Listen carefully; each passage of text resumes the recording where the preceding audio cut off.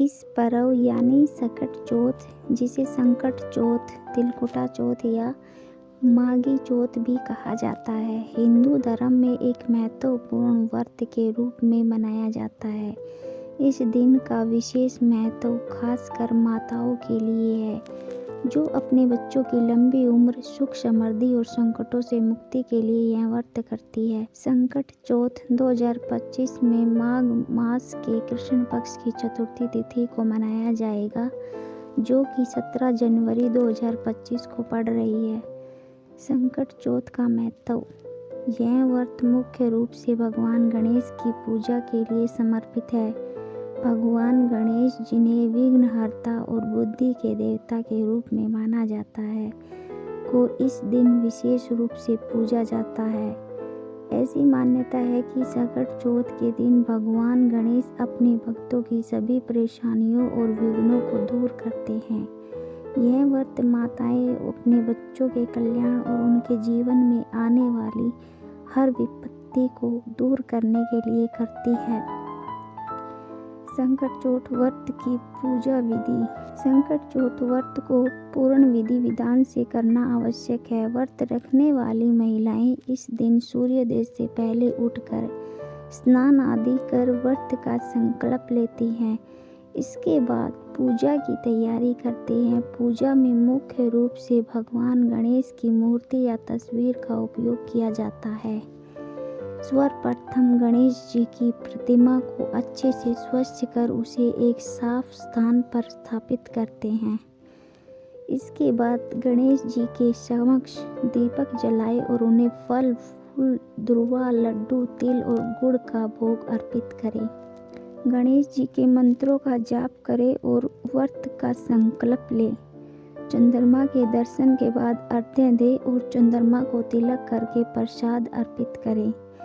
इसके बाद गणेश जी की आरती करें और व्रत की कथा सुने या पढ़ें। अंत में परिवार के सभी सदस्यों को प्रसाद वितरण करें और फिर स्वयं भोजन करें। संकट चौथ व्रत का महत्व। इस व्रत का धार्मिक महत्व तो है ही, साथ ही यह व्रत एक सामाजिक और पारिवारिक स्तर भी महत्वपूर्ण है। यह व्रत परिवार की समृद्धि, बच्चों की खुशहाली और उनके जीवन में आने वाली हर प्रकार के संकटों से मुक्ति के लिए किया जाता है। माताओं के लिए यह व्रत उनके बच्चों के प्रति प्रेम और उनके कल्याण के लिए समर्पित एक महत्वपूर्ण कार्य होता है। 2025 में संकट चतुर्थी 17 जनवरी 2025 को पड़ने जा रही है।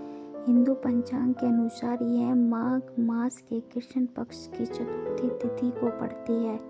संकट चौथ तिथि 17 जनवरी को सुबह 4 बजे शुरू होगी और 18 जनवरी 2025 को सुबह 5:30 पर समाप्त होगी।